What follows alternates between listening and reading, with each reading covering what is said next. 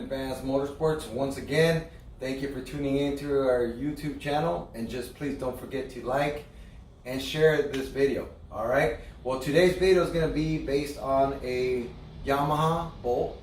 It's a 2016. The customer went with the H bars. We're plus 10. He's having an issue with the actual throttle cables, the actual clutch, and your brake lines. So we're going to show you how to install all the cables that need to be installed, plus 10 to 12. That's what these cables will do. I will also give you the links to the parts where you can get them if you want to order them from us, which will work specifically for this bike. Throttle cables, which will be 2 throttle cables, the brake line, and the clutch cable. Okay, and that's what this video is going to be about. I'm also going to show you the installation of the riser bushings right here, because now that he has the taller handlebars, you get the wobbles, and it's pretty nasty when you hit the brakes or you throttle. So we're going to make sure we put some solid risers in that are going to handle that and get rid of the problem. All right, let's move on to the tools.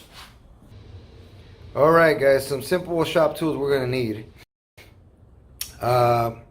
You need the Allen, because the 5 metric with the impact gun, which we're going to use to actually remove the tank. So what we're going to do is we're going to remove the tank first, right? So what we're going to come in here, and we're going to go ahead and take that Allen right there. There's one on each side that we got to take off to remove the tank, and then we got to disconnect the fuel pump, which is right under here.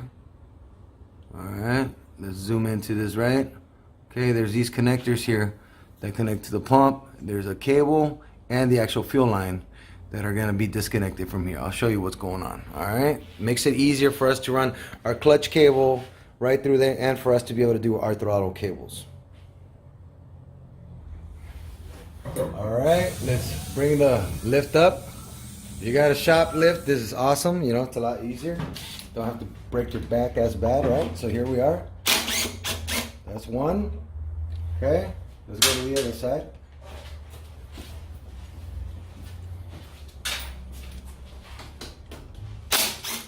Two. All right, let's go back and start disconnecting the actual fuel line.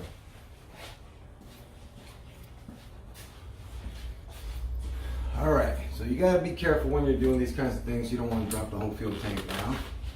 There's an orange clip that you slide down. Okay, I'll show you the orange clip once we get in there, and there's 2 blue tabs that you're gonna squeeze to disconnect the fuel line, okay?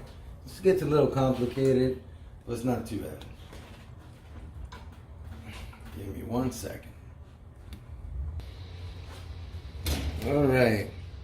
So just to make it easier for you guys to see, I'm going to put on this little headband light I got. Very good, easy to go.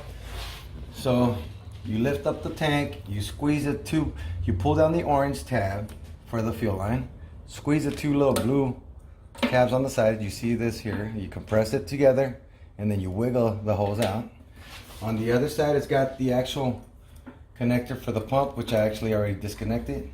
All you gotta do, it's a blue one right here. All you gotta do is press it and wiggle it, pull it out, okay? Now, on the other side, you're gonna see also when I come around, there's a, you can see it here now. I don't know if you'd be able to, but I'll try my best to at least. There's a cable for the actual sending unit. I actually just disconnected it. It looks just like that.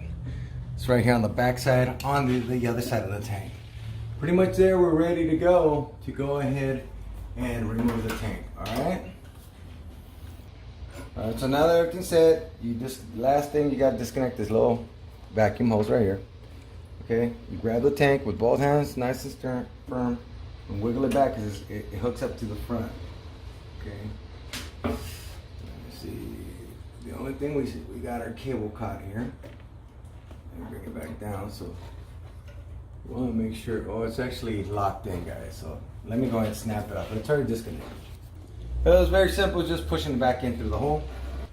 Okay, guys, I apologize. Completely forgot. After doing all that, there's still the line that goes to the regulator. All you got to do is disconnect. Don't worry about the fuel. It's just very little fuel that comes out. You take off this one little clamp that's on there. We're closing up the whole thing. Slide it back, so and then just with a pair of pliers, just kind of wiggle it out. If you get it out completely, that allows you to take your sending unit, tank off. Your line to the fuel pump. That gives us room. Your actual power to the fuel pump, and your other back line. Okay, you have a return for the fuel pump. It's gonna slide right in. Just keep it on everything, make sure nothing gets pinched. First of all, just slide the front first to be safe. Okay. Once you got that in, from there, you let it rest. Raise your ramp up. And then the easiest part when you got a ramp, then I can connect everything from underneath with a lot more visibility. Alright guys, give me 1 sec so I can show you what the next step will be. Alright guys, so pretty much we slit the tank on. We connect the actual line that goes to the regulator, right? So you got your clamp here. Try to get as much light as I can up there.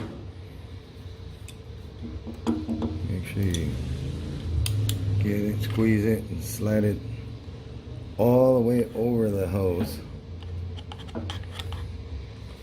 without taking the hose off. And you can see right there how it's slapped on there.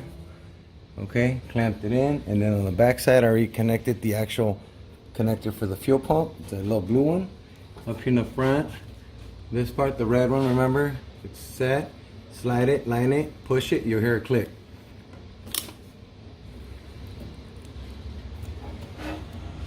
There you go. And then push that red clip up. That's what locks it. Okay, from there then we did the vacuum. That's right here. This black one, I already connected it. Okay, and then the sending unit switch, which is on the other side, which we just connected already. From there, your tank is already set.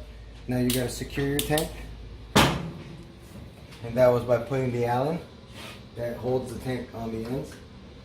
Okay, make sure you tighten it up nice. If you have a torque wrench, I would torque that down to at least 10 pounds. Okay, I don't have my impact gun on me. If not, I'd be cheating, just hitting it with the impact. Turn on the torque wrench. I have it set at 8. I'm gonna say 10. 10.1, it's perfect. Do the same to the other side. Okay, drop the bolt. Install the last one here, which now I gotta go look for. Alright, I found it. Slap it right in, line it up. Impact hits it. But if you want to be precise and throw the torque like I did on the other side, that's it. It's actually, that little impact is super powerful little gun. These little guns on my tools pretty much that I use here, guys, is all snap-on. I mean, not to BS, but honestly through the years, I've been a mechanic for about 20 years now, and it never fails me. Okay, I pay top notch, but I get top notch quality, first class. And if you want to be that first class mechanic with the right tools that'll get you to do the jobs right and correctly and timely, because time is money, then that's the way to go. Go Snap-on. Snap-on, Snap-on tools, Snap-on boxes, you name it, Snap-on. I need a sponsor here, guys. But yeah, so definitely here we are, guys. So the tank is on. Right. So definitely, guys, thank you for tuning in. Don't forget to like, subscribe, and share. This video was a part of how to remove and install the tank, and that allows you to do various jobs as far as doing what we did. Throttle cables with the clutch cable, everything's underneath the tank, gets in the way. There you go. Yamaha Bolt 2016. It's the same for a lot of these models.